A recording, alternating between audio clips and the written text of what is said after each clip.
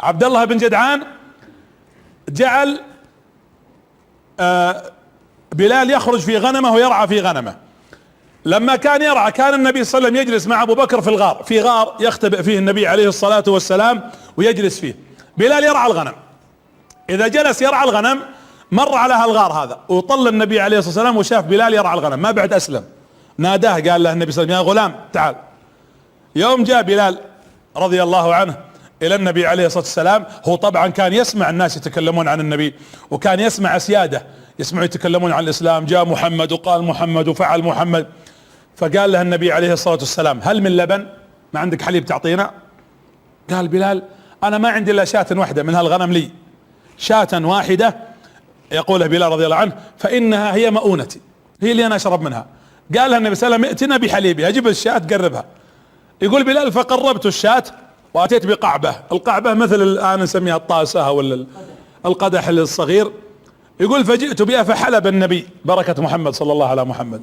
كل ما سمعتم صلوا عليه وابشروا بالفرج، تفرج الهموم وتكفر الذنوب وتقضى الديون بس كثرة الصلاة على محمد عليه الصلاة والسلام. اللهم اجمعنا به بجناتك وصلي وسلم عليه يا رب العالمين.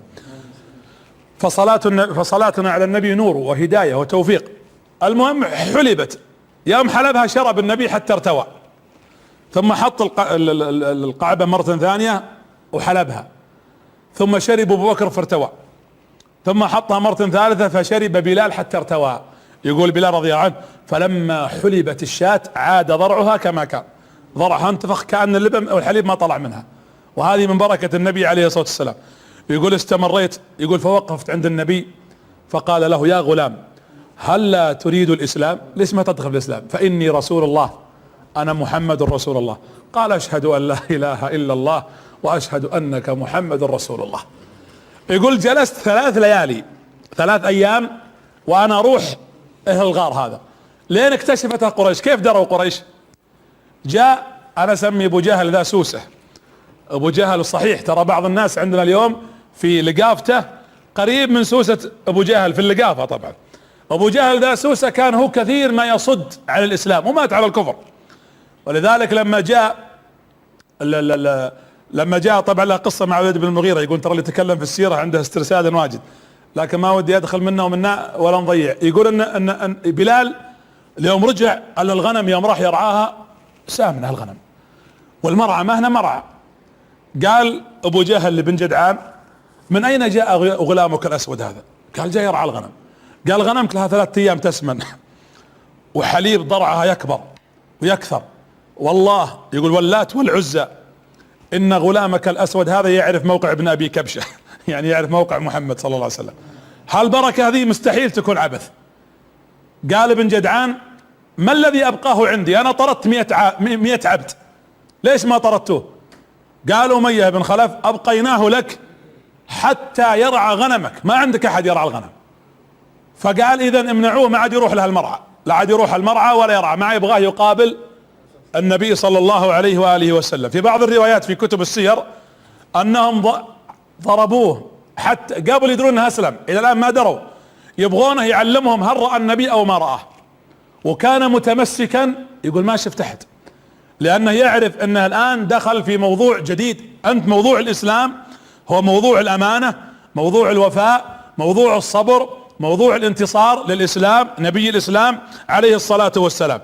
ثم بلال رضي الله عنه قلت لكم هو 3 من جهر باسلامه في مكة. شوفوا لما تقول جهر باسلامه، احنا ترى ما نفهم معنى هذا الكلام يرحمك الله.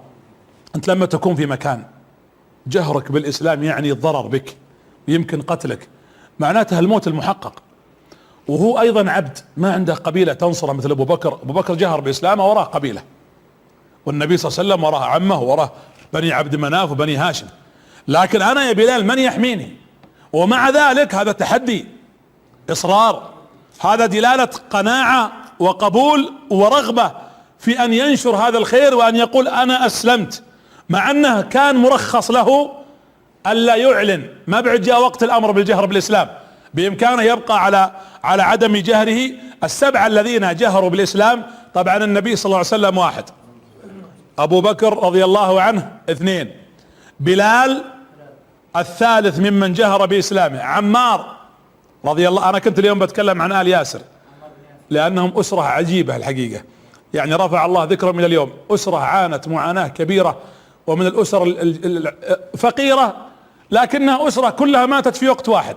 عمار وأمه سمية وصهيب والمقداد، وقيل الخباب، قيل خباب، يعني واحد من هؤلاء، يا اما المقداد او خباب. هذول السبعة هم من اول من جهروا باسلامهم رضي الله عنهم جميعا، وجمعنا بهم في جنات النعيم. بلال، لما انا ودي اكمل ثم تكون نقاشات في اخر الله. بلال جهر باسلامه حبا في الاسلام، هانت عليه نفسه في سبيل من؟ في سبيل الله.